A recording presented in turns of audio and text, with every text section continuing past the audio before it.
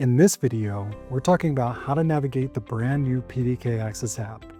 In the PDK Access app, there are two different interfaces, Mobile Access and Manage Access. Let's start with Mobile Access. To enter the Mobile Access mode, tap the drop-down menu in the top left corner and select Access. In the Mobile Access interface, you will see different digital cards representing each system you manage.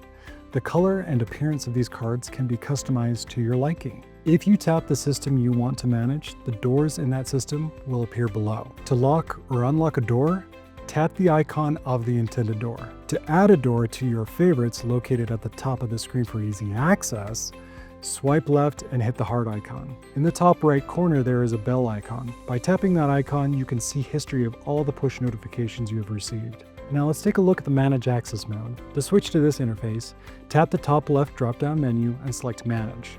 In the Manage Access mode, you will see a list of the systems you manage. By selecting a system, you'll be brought to that system's customer dashboard, where you can access the people, groups, system events, auto-open, reports, partitions, states, live events, permissions, configuration, and integration pages alongside your system settings. ProdataKey is easy to use, anytime, anywhere, and on any device.